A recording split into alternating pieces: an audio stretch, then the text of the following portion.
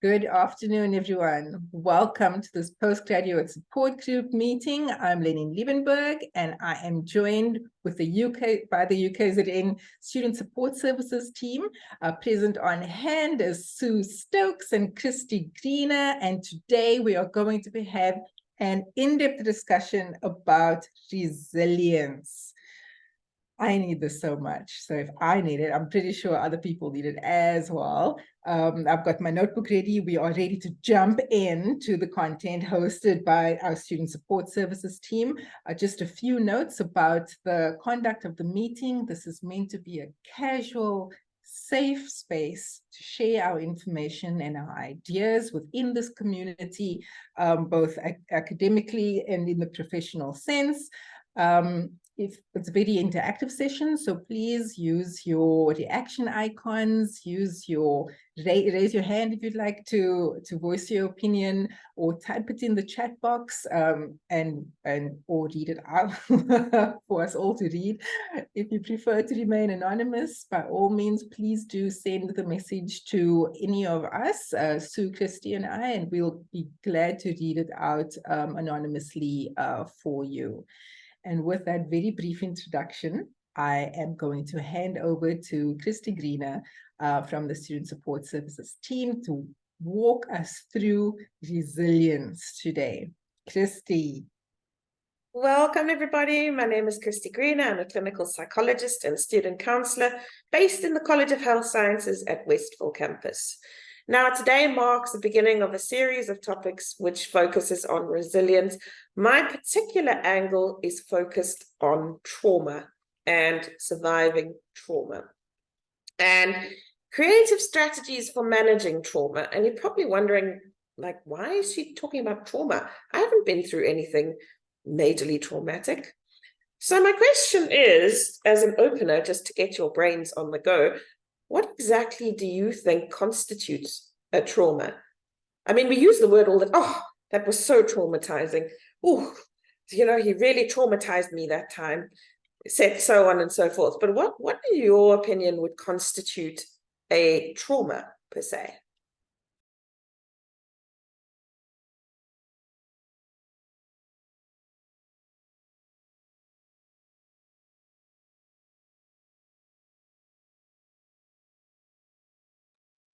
For me, I'm getting varying degrees of hurt and negativity and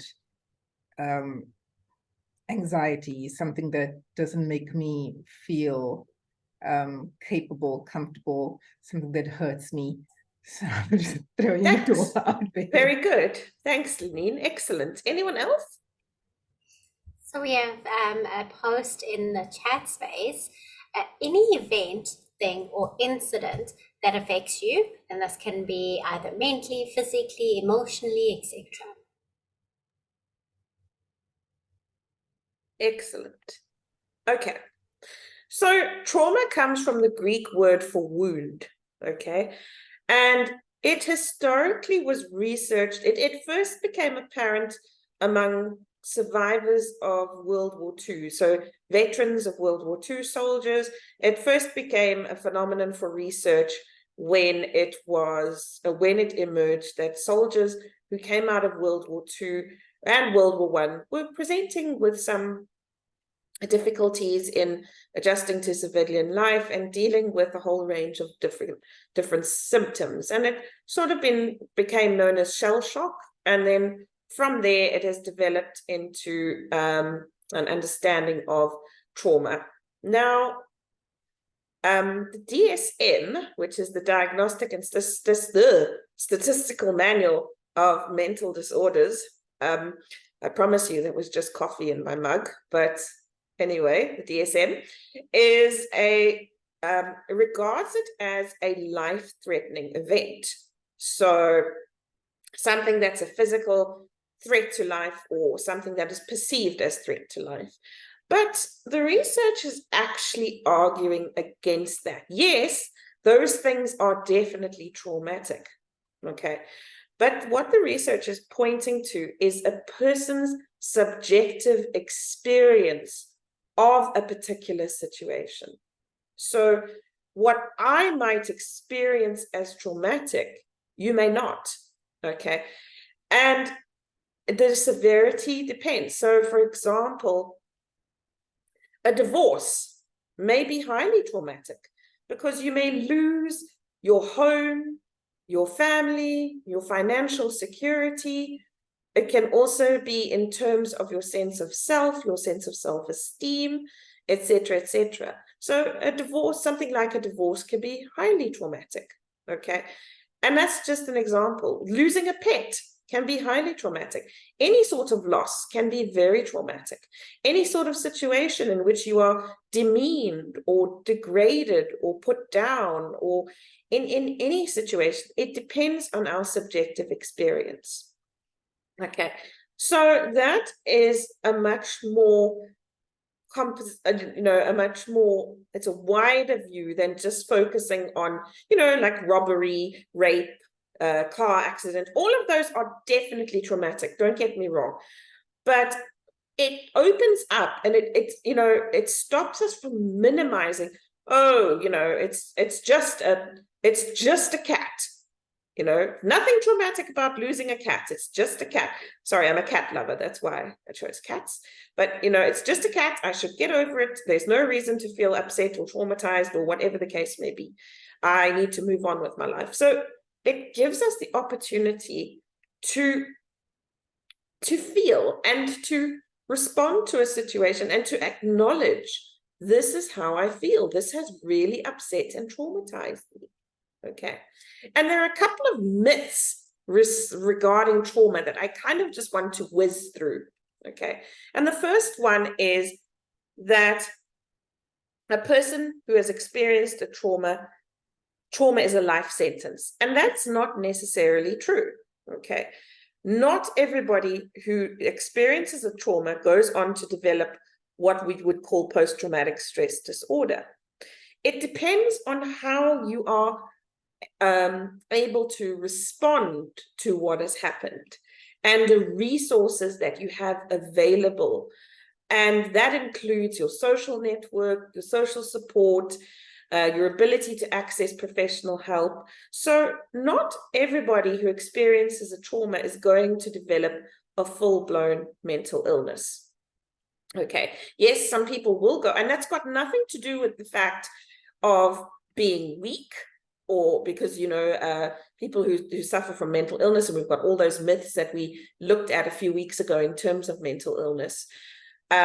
So some people will definitely go on to develop PTSD, but just because you have experienced a traumatic event does not necessarily mean you will. And even if you do go on to develop PTSD, there is a lot of treatment available. So it's not a death sentence. It's not a life sentence. Okay.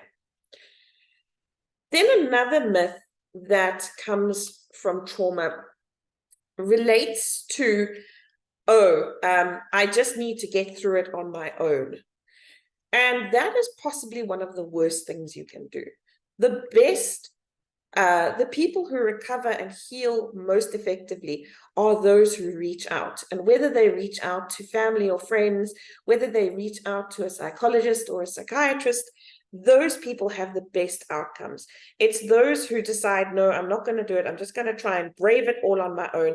Those are the people that are at highest risk. Okay. Give me one sec.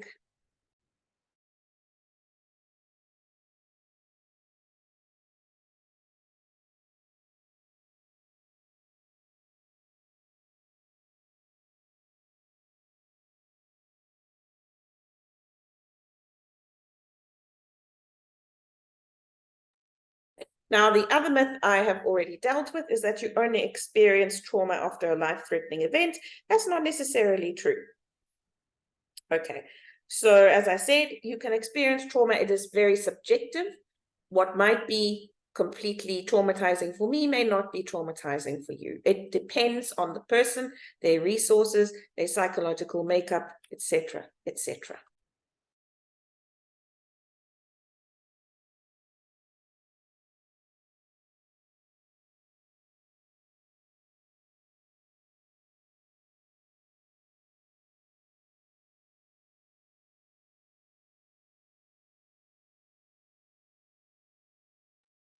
So also another myth that I found when I was researching this is the idea of some, they're now questioning around post-traumatic stress disorder, okay? And they're saying, like, if you experience a trauma, for example, if you crash your car into a wall, God forbid, and you break a lot of bones, you don't say, I have a broken bone disorder. You say, I have an injury. So they're now looking at, as I said, trauma being, as its original form is Greek, is from the word for wound, which is based in Greek. They're now saying, you know, when you have a traumatic reaction, it's not necessarily a disorder. It's more of an injury, and you can recover from injury. Okay. The last one that I want to focus on is that nothing good ever comes from trauma. And that's not true. As much as you get post-traumatic stress disorder, you also get post-traumatic growth. Okay. So yes, a trauma can be highly debilitating. It can be severe. The trauma itself is not okay. All right. Nobody chooses it. Nobody wants it. But what we do with it is what counts. Okay. How we manage it and what we choose to make of it and the outcomes we take away from it. And that can be a great source of growth and development.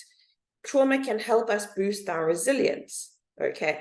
So it depends on how you respond to it and what you take away from it. Not downplaying the effects of the trauma itself, that is not okay. No one chooses it. No one wants it, but it can be a source of growth and potential. Okay. So that's... Christy, I like what you're saying, you know, it's kind of like shifting our mindset to say it's going to happen, trauma will happen, we can't plan for it, it's bound to occur in some instances. What matters is when it happens, what we're doing about it, dealing with the trauma well. And I like how you spoke about the myths. We got to challenge our own myths about our traumas that we go through. Thank you.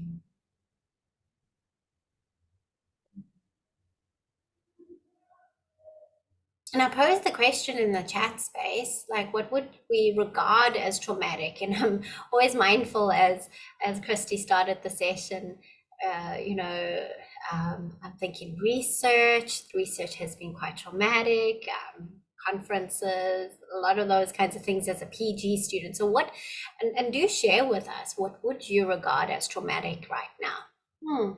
Go for it, Lini.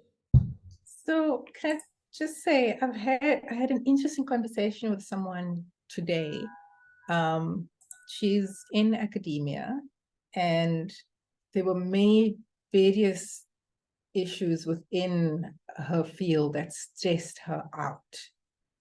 And she'd recently been diagnosed with cancer and had been treated with chemotherapy. And in our discussion today, regarding the cancer as a traumatic event, in our discussion today, she was saying, "No, this I don't sweat the small stuff anymore. You know, there are other more pressing matters." And despite this trauma, or because of the trauma, she'd found a way to manage her other stresses better. And in that case, it was, it aligns with what Christy was saying about it's how you deal with an event that really matters, that you can build your resilience. So I really appreciate that tackling of the final myth, Christy. Absolutely. And I'll wait for Christy to unmute and we'll know if she's ready.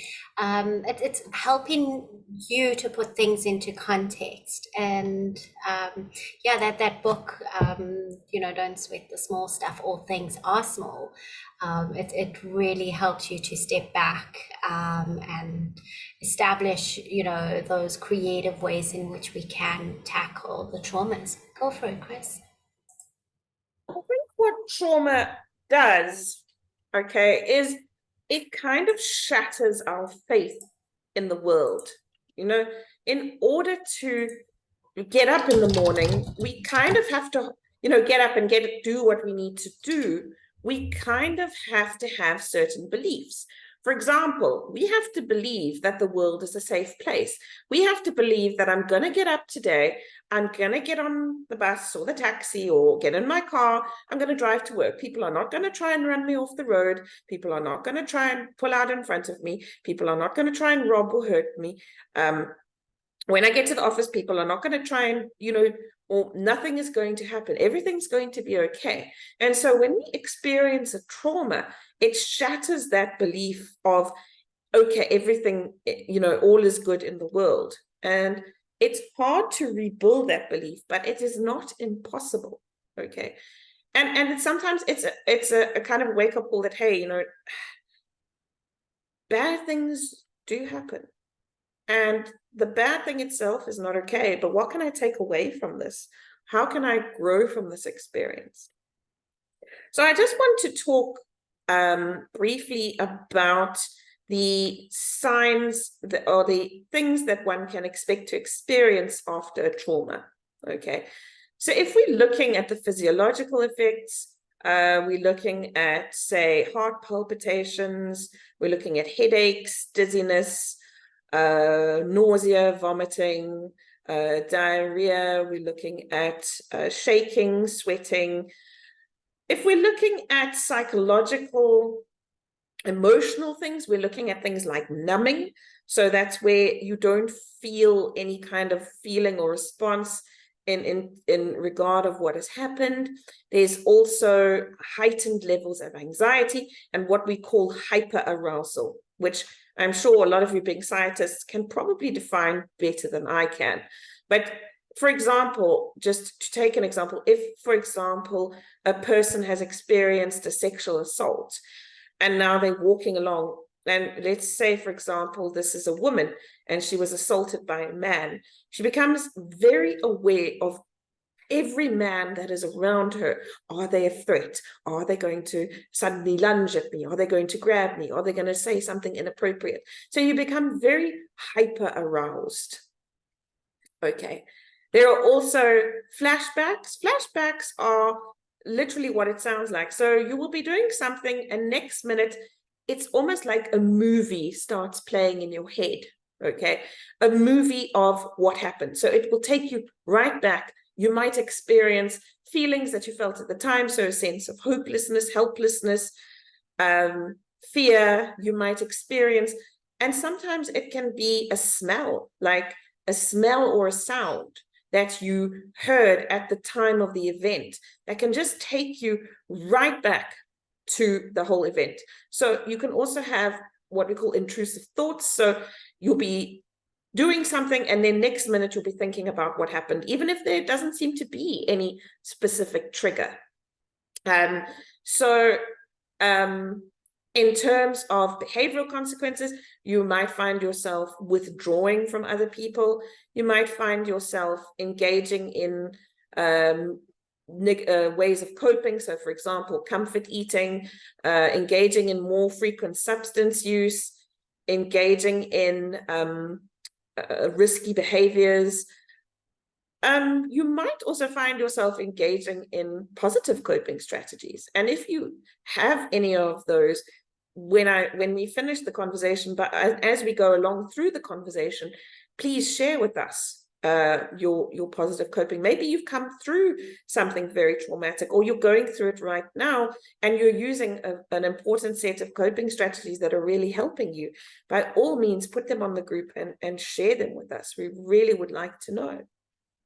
Okay. Chris, I see that we've got a statement and it speaks to, the cognitive consequences or the impact on our cognitive, our thinking and our perceiving. So, as a result of a traumatic experience. So the question is, how can you deal with systemic traumatic experience in order to not to fall into a perpetual state of pessimism? And pessimism is definitely a big consequence of experiencing trauma and not dealing with it in a healthy way. So we'll definitely unpack that quite a bit more. Great question. And I think yes, go for it. No, I was going to ask you if there are any signs of trauma that I have forgotten. So I'm looking at my list. I think that, it's definitely the distorted thinking patterns, the self-blame, the impact on self-esteem, as well as difficulties in emotional regulation. There is usually an increase in self-hatred, suicidal ideation, and self-harm, like you spoke about those risky behaviors. And a lot of these things kind of reinforce the re-experiencing of a trauma that happens quite naturally when we're having to, deal with it and we're not using effective strategies. You touched on everything in terms of the physical reactions, but one of the most interesting symptoms is I've got two: the amnesia, so memory loss, as well as the dissociation. And I don't know if you want to unpack those two a little bit more. I'm putting you on the spot, but that's kind of what happens when we experience a trauma. So you said amnesia and the other one?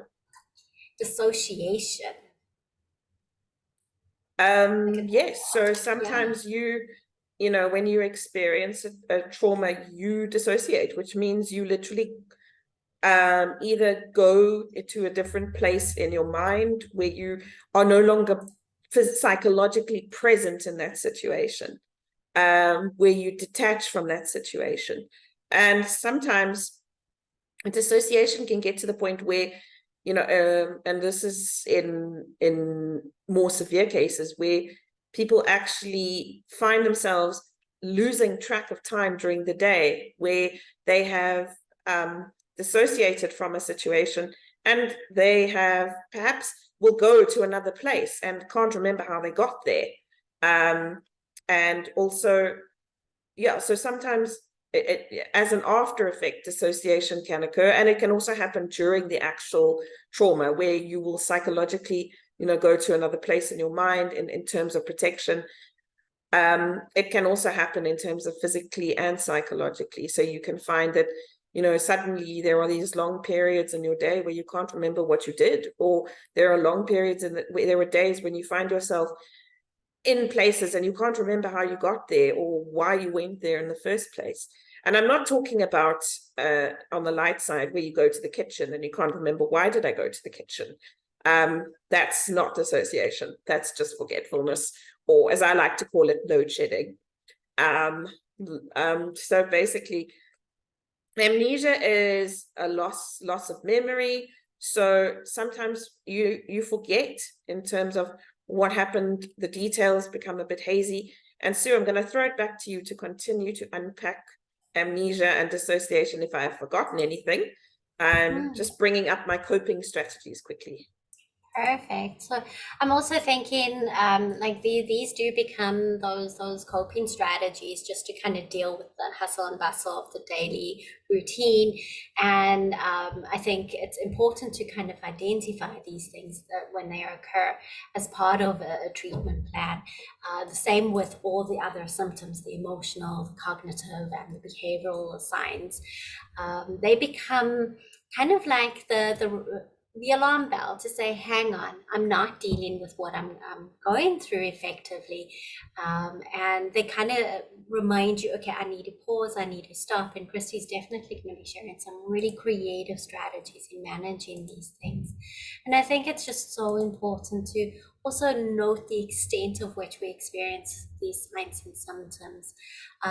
Sometimes on a particular day, could be a good day, maybe you would experience maybe 4 of the usual 10 that you feel, but you know, not as intense as before. So different situations will encourage different signs or experiences during the day as you work towards a recovery, as you work towards your resilience plan. Yeah. I think one of the biggest challenges is catching yourself, you know, when you're disconnecting, and whether it's in relationships, or you're having to repeat things because of the loss of memory, or you're just completely exhausted that you're phasing out, or you know, it's just important to identify them and to seek for that professional assistance. I'm looking to see if there was anything else on my notes that I'd like to share. But yeah, I think also one of the signs would be where you kind of feel out of control, out of, you know, out of body. You kind of see yourself finding it difficult to do the easy things, and I think that can be quite disheartening a lot of the time. So it's kind of just reminding yourself that there are certain choices you can make while going through this healing process.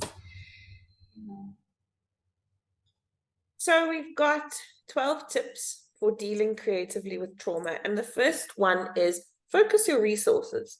Okay. So in the aftermath of whatever has happened, remembering that trauma is very subjective. So it doesn't have to be a big, huge, severe, massive thing that, you know, like a car accident or a rape or anything like that. When you have experienced something that you regard as traumatic, the first thing to do is conserve your resources. And that means doing things like focusing on getting through the day, focusing on what needs to get done, putting unnecessary commitments on hold. Okay.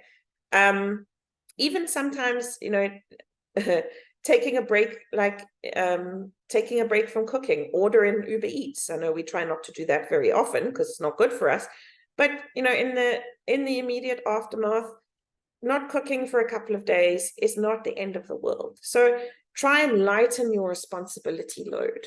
Okay. Then the second one is find help. Okay. And that involves that involves speaking out. I spoke about this earlier. So one of the best indicators for recovery is social support. So speak out to your friends and your family. Let them know what you are going through. Okay. Let them, and a lot of time our friends will offer to help. Here's the opportunity. Take them up on their offers. Let them do what they feel able to do. They will feel better for giving, and you will feel better for receiving. So when people are offering to help you, take them up on it. Don't you know, say to yourself, no, I don't want to bother anybody. Accept the offer. Let them do for you what they feel able to do.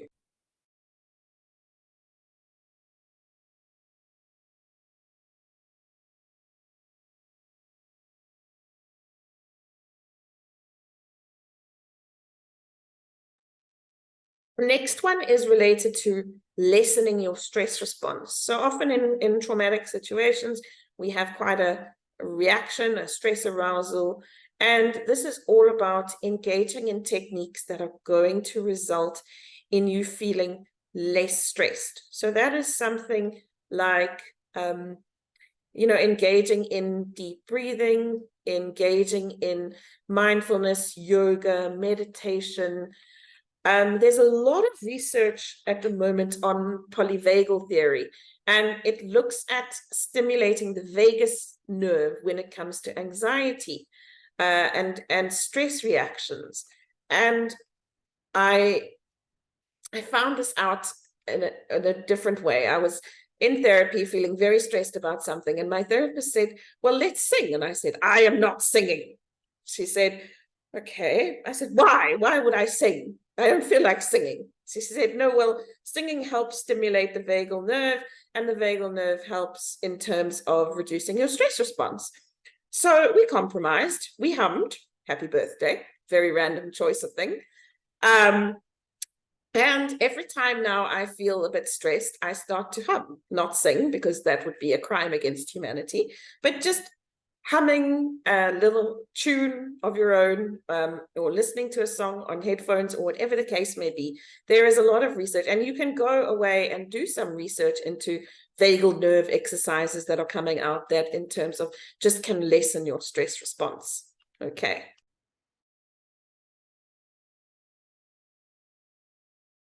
So I like what you're saying in terms of using those creative ways, music is very healing.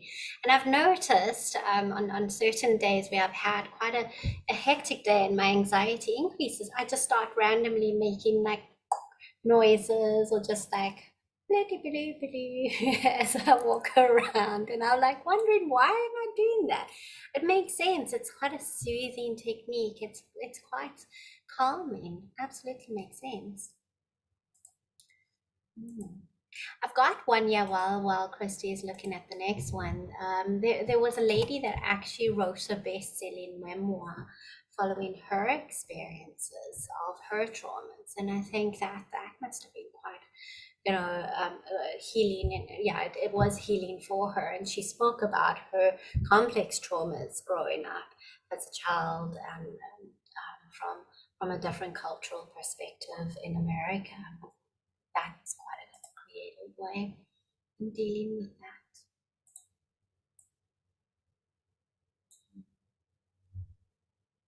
that. And you spoke about go for it, Lily. Oh no, I'm pretty sure most of us are researching how to stimulate the vagus nerve. I am. Yeah. Well, if you've got any good tips by the end of the session, do throw them out there. But yes, polyvagal theory is growing, and yeah, humming happy birthday helps in a strange way. I don't think it has to be happy birthday, but just humming can sometimes just help. And sometimes now I found myself just doing it naturally. Like I'll start to feel stressed, and next minute I'll be humming to myself. And it doesn't change the fact that something stressful is going on, but it does help lessen the stress response. Okay.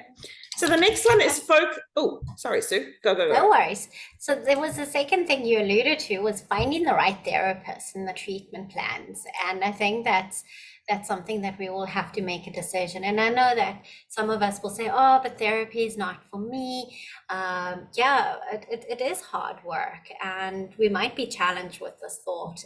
And yeah, sometimes we might feel like therapy is not for me, but it's important to have some type of a support system outside of the family, and you've got to make it happen. And also my other comment here is, if there isn't a good fit between you and the therapist, don't stop with therapy because of that experience. Finding the right kind of therapist is finding the right pair of shoes for the journey that you're on. We can't climb a mountain in high heels. So it's about just making sure you are ready for the journey you're on. Okay, over to you, Chris.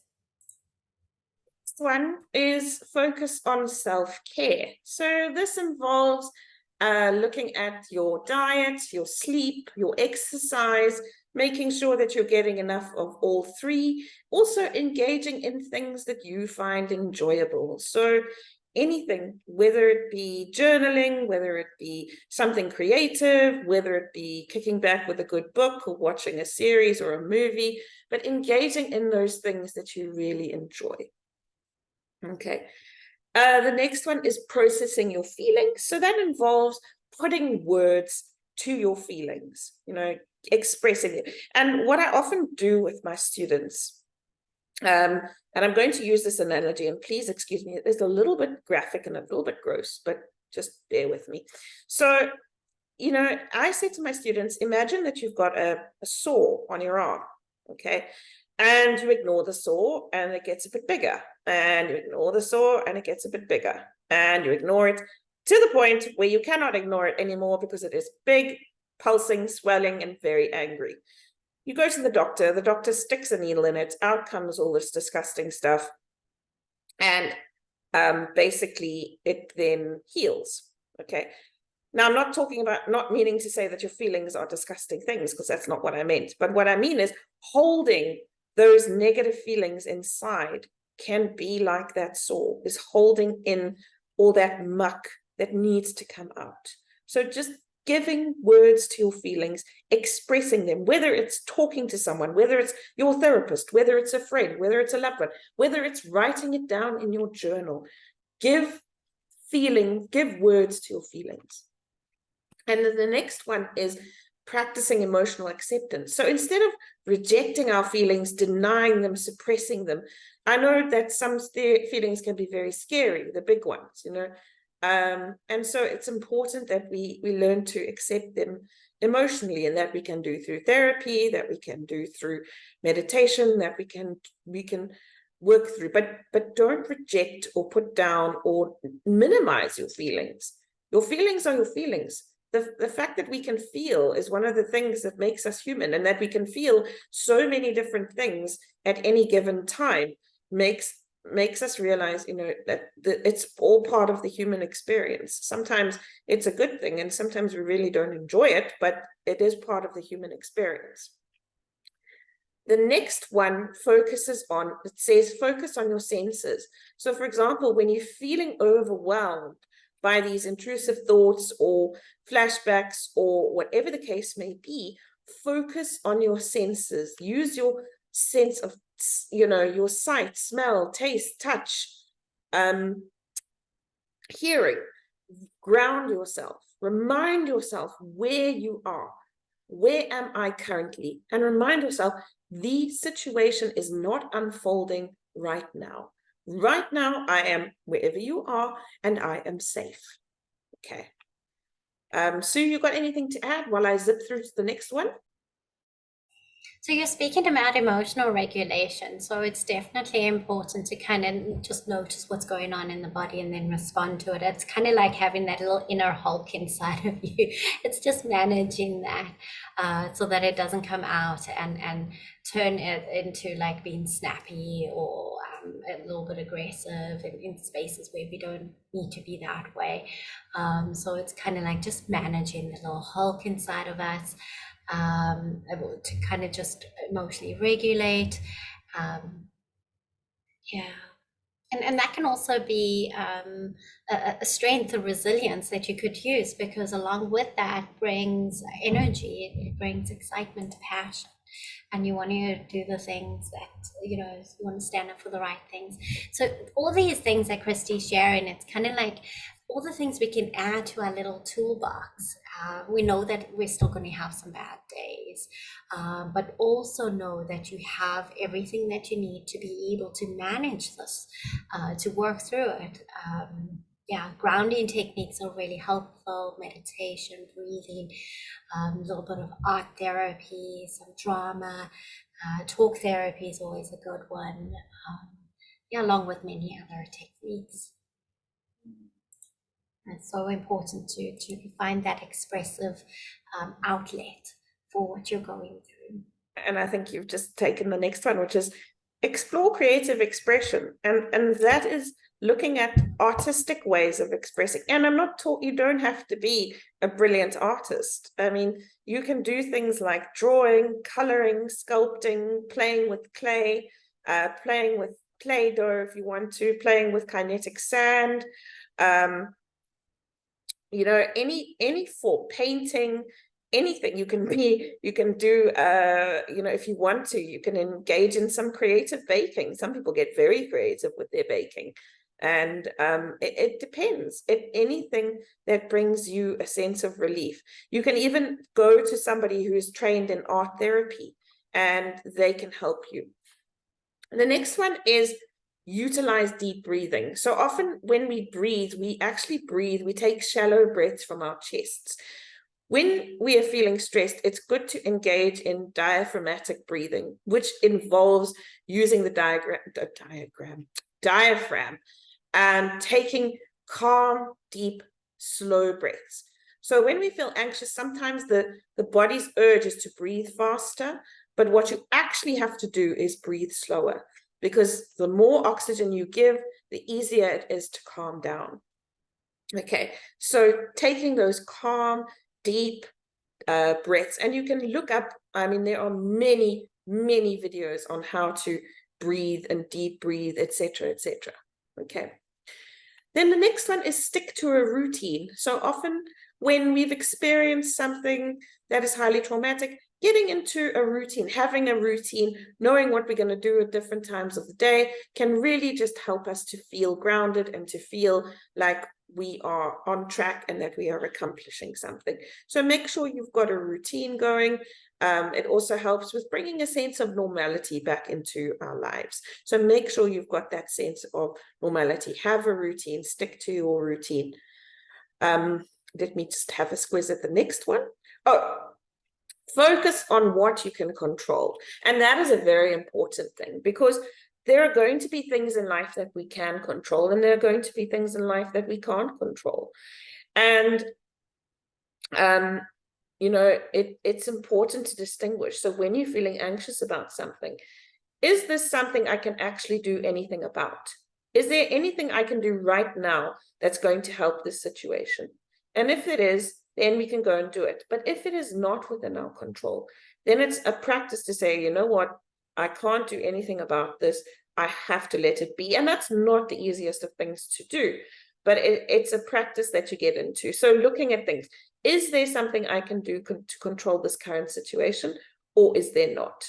And if there isn't, we have to let it play out. But if there is something to do, then focus on that, rather than focusing on what you can't control.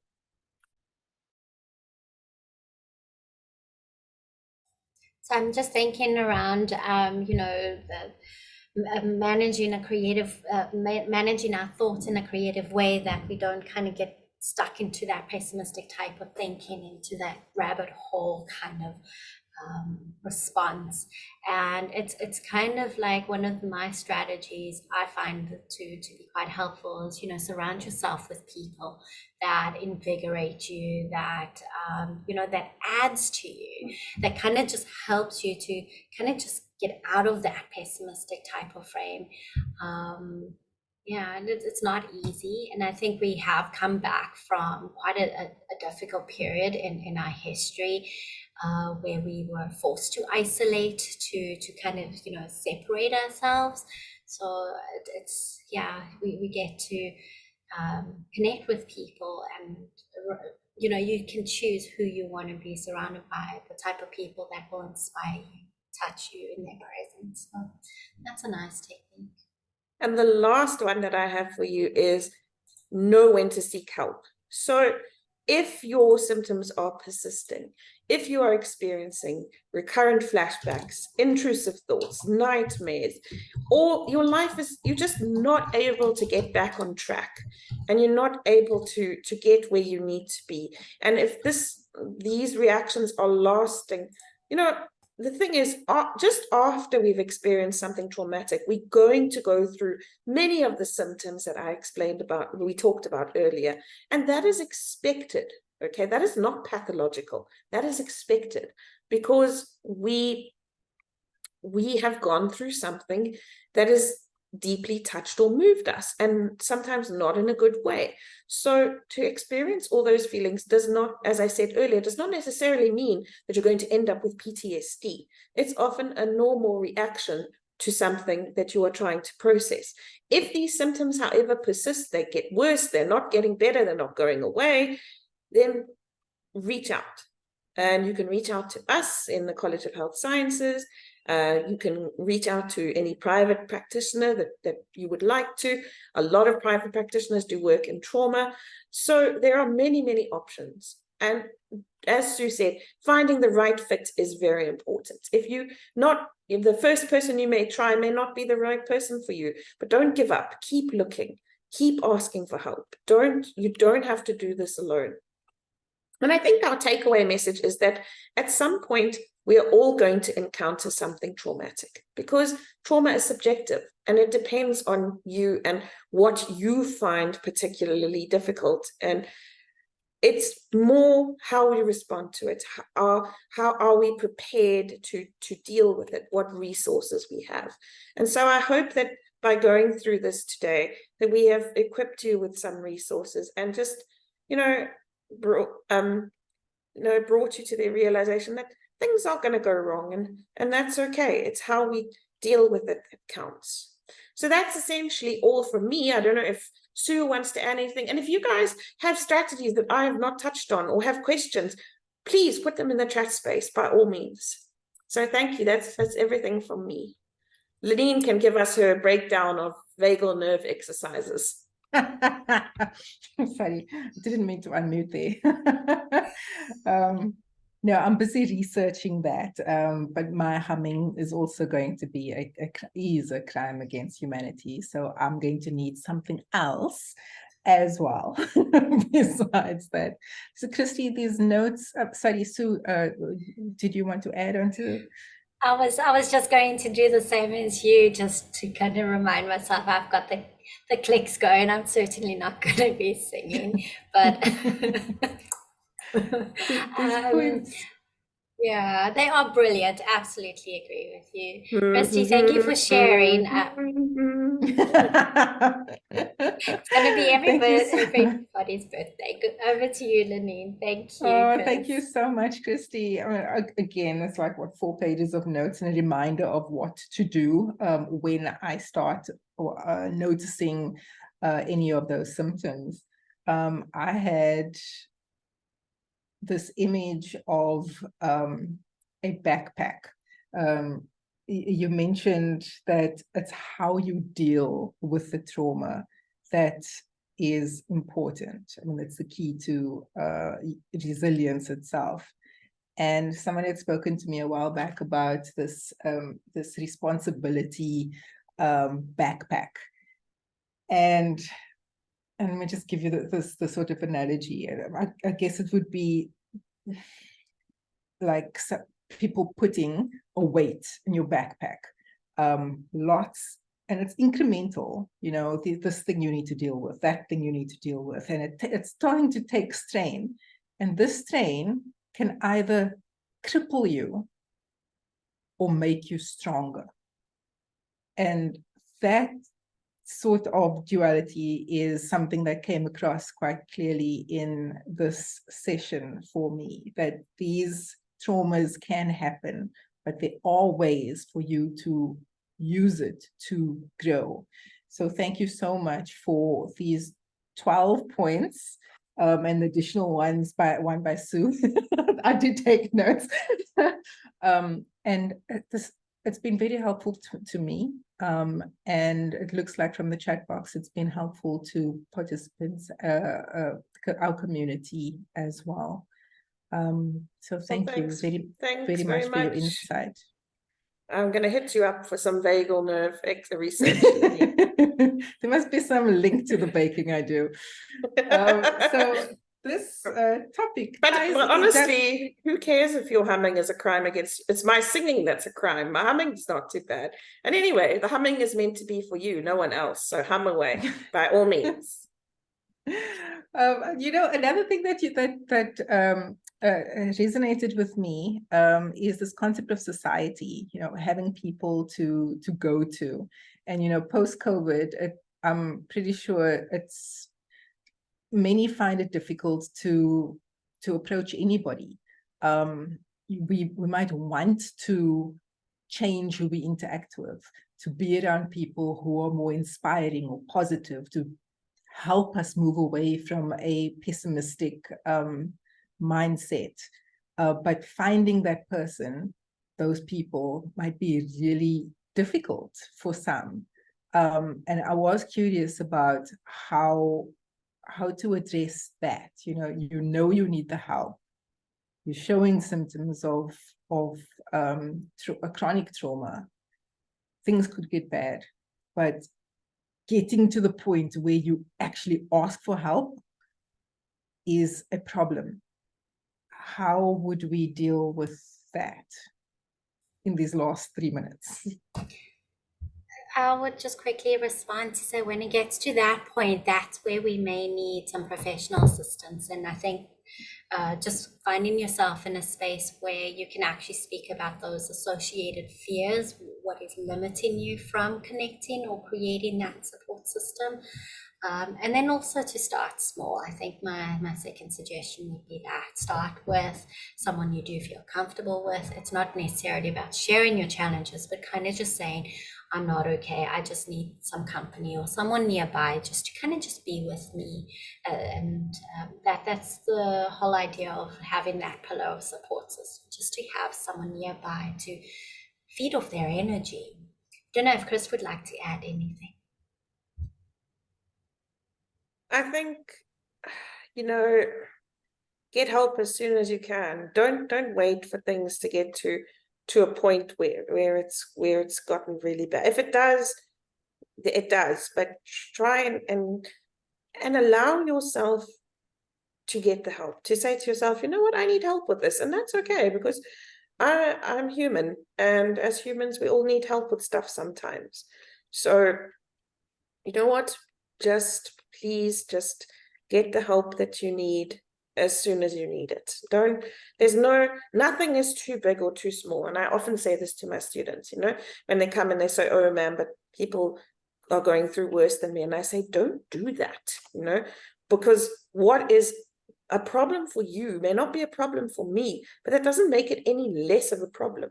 There's nothing too small in therapy that we can't deal with. So don't think that you have to wait for things to get big and bad before you reach out for help. Get the help as soon as you feel you need it, and don't feel ashamed. Words to live by. So on those very positive messages, I think this session ties in quite nicely with our next, regarding stress and burnout and fatigue.